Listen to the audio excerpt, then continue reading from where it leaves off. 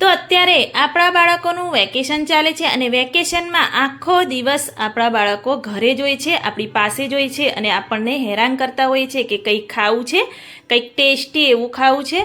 તો આજે હું અહીંયા ટેસ્ટી એવા, ક્રિસ્પી એવા અને અંદરથી સોફ્ટ એવા મકાઈના ક્રિસ્પી વડા બનાવી એની રેસીપી શેર કરીશ. આ વડા એકદમ ટેસ્ટી બને છે, બાળકોને પણ ખૂબ જ ભાવશે. તો તમે પણ આ વેકેશનમાં તમારા બાળકોને બનાવીને એકવાર ચોક્કસથી ટ્રાય કરજો. હેલો એવરીવન, સ્વાગત છે તમારું અર્ચનાની વાનગીમાં. ક્રિસ્પી એવા વડા બનાવવા માટે મેં અહીંયા એક બાઉલના માપ પ્રમાણે બાઉલ ભરી મકાઈના દાણા આ રીતે નીકાળી અને લઈ લીધા છે. તો જે મકાઈના દાણા છે એ આપણે કાચા જ લેવાના છે, એ પણ ખાસ ધ્યાન રાખવાનું. આપણે બાફેલા મકાઈના દાણાનો ઉપયોગ નથી કરવાનો. હું અહીંયા 2 વ્યક્તિ માટેના વડા બનાવું છું, એટલે એ રીતે મેં માપ લીધું છે. તમારે જે રીતે બનાવવા હોય એ રીતે તમે વધારે કે ઓછા કરી શકો છો. તો બાઉલને આપણે સાઈડમાં રાખી દઈશું અને મેં અહીંયા એક બાઉલમાં 3 ચમચી જેવા બીજા મકાઈના દાણા લઈ લીધા છે અને એનો ઉપયોગ આપણે પાછળથી કરવાનો છે. અને શેના માટે કરવાનો છે એ પણ હું તમને કહી દઈશ. તો જે બાઉલ ભરી મકાઈના દાણા લીધા હતા એ બધા મિક્સર જારમાં એડ કરી દઈશું. અને હા, ખાસ ધ્યાન રાખવું કે આપણે પાણી જરાય પણ એડ નથી કરવાનું અને એને આપણે ક્રશ કરવાના છે. અને ક્રશ આપણે એકદમ પ્રોપર એવા નથી કરવાના, અધગચરાય એવા આપણે પીસવાના છે. તો આ રીતે દરદરા એવા આપણે મકાઈના દાણા પીસી દીધા છે અને બધા જ જે મકાઈ આપણે પીસી છે એ બધી જ મોટા બાઉલમાં આપણે લઈ લઈશું. પહેલેથી જ આપણે મોટા બાઉલનો ઉપયોગ કરવાનો. તો મેં તમને કહ્યું કે જે મકાઈના દાણા આપણે સાઈડમાં રાખ્યા હતા એનો ઉપયોગ આપણે આ રીતે અંદર જ કરવાનો છે. અને આ રીતે મકાઈના દાણાનો ઉપયોગ કરવાથી જે વડા છે ઉપરથી એકદમ ક્રન્ચી અને ક્રિસ્પી બનીને તૈયાર થાય છે અને ખાઈએ ત્યારે આપણને ખૂબ જ એવી મજા આવે છે. એક મીડિયમ સાઇઝની ડુંગળી ઝીણી સમારીને એડ કરી દઈશું અને 3 મેં અહીંયા લીલા મરચાં ઝીણા સમારીને એડ કરી દીધા છે. થોડી એવી લસણની પેસ્ટ અંદર આપણે એડ કરી દઈશું અને થોડી એવી કોથમીર અંદર આપણે એડ કરી દઈશું. જો તમારે આદુની પેસ્ટ એડ કરવી હોય તો એ પણ તમે કરી શકો છો. ટેસ્ટ અનુસાર અંદર મીઠું એડ કરી દઈશું. 1/2 ટેબલસ્પૂન ગરમ મસાલો આપણે અંદર એડ કરી દઈશું અને આ રીતે આપણે મિક્સ કરી દઈશું.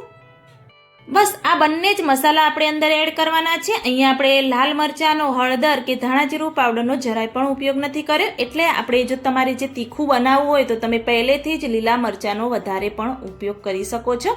તો આ રીતે બધું સરસ એવું મિક્સ થઈ જાય એટલે જે વાડકી ભરી તમે મકાઈના દાણા લીધા હતા એ જ વાડકી ભરી અડધી વાડકી તમારે બેસન લઈ લેવાનું અને 3 થી 4 ચમચી ચોખાનો લોટ આપણે લઈ લઈશું, એ અંદર એડ કરી દઈશું. ચોખાના લોટથી જે ઉપર વડાનો ભાગ હોય છે એકદમ ક્રિસ્પી અને ક્રન્ચી બનીને તૈયાર થાય છે. એટલે ચોખાના લોટનો પણ આપણે અંદર ખાસ ઉપયોગ કરવાનો અને હાથ વડે બધું સરસ એવું આપણે મિક્સ કરી દઈશું. જરાય પણ પાણીનો આપણે અંદર ઉપયોગ નથી કરવાનો. તો આ રીતે બધું જ સરસ એવું મિક્સ કરી દઈશું. જે બેસન અને ચોખાનો લોટ એડ કર્યો છે એ બધો સરસ અંદર આપણે મિક્સ કરી દઈશું અને પાણીની જરાય પણ જરૂર નહીં પડે. જો તમને થોડું એવું ઢીલું લાગે તો તમે થોડો એવો ચોખાનો લોટ અંદર એડ કરી શકો છો. તો આ રીતે બધું સરસ એવું મિક્સ થઈ ગયું છે અને મેં અહીંયા એક પ્લેટ લઈ લીધી છે, એમાં થોડો એવો ચોખાનો લોટ છાંટી દીધો છે. જે આપણું આ બેટર છે એ થોડું એવું ઢીલું હોય છે એટલે નીચે ચોંટે નહીં, એટલા માટે થોડો એવો ચોખાનો લોટ આપણે છાંટી દેવાનો અને આ રીતે હાથમાં થોડા એવા નાના નાના લુવા લઈ અને આ રીતે વડા જેવો આપણે શેપ આપી દઈશું. હું અહીંયા વડા જેવો શેપ આપી રહી છું, પરંતુ જો તમારે ડાયરેક્ટ પકોડા જેમ ઉતારવા હોય, તેલમાં તળવા હોય તો પકોડાની જેમ પણ તમે બનાવી શકો છો. તો આ રીતે અલગ અલગ શેપમાં બનાવીને બાળકોને આપીશું તો એમને જોઈને પણ ખાવાની મન થઈ જાય એવા આપણા ટેસ્ટી એવા વડા બનીને તૈયાર થાય છે. તો ધીરે ધીરે કરી આ જે બેટર મેં બનાવી છે બધામાંથી વડા બનાવી અને હું અહીંયા તૈયાર કરી દઈશ. તો તમે જોઈ શકો છો કે મેં બધા જ વડા બનાવી અને આ રીતે તૈયાર કરી દીધા છે. તો પ્લેટને સાઈડમાં રાખી દઈશું અને મેં અહીંયા સાઈડમાં તેલ પણ ગરમ કરવા માટે રાખી દીધું હતું. તેલ ગરમ થઈ જાય એટલે ગેસની ફ્લેમ છે એ મીડિયમ કરી દેવાની અને બધા જ વડા છે એ ધીરે ધીરે કરી અંદર જેટલા સમાય એટલા અંદર આપણે એડ કરી દઈશું. અને હા, ખાસ ધ્યાન રાખવું કે વધારે પડતું તેલ ગરમ ન થઈ જાય.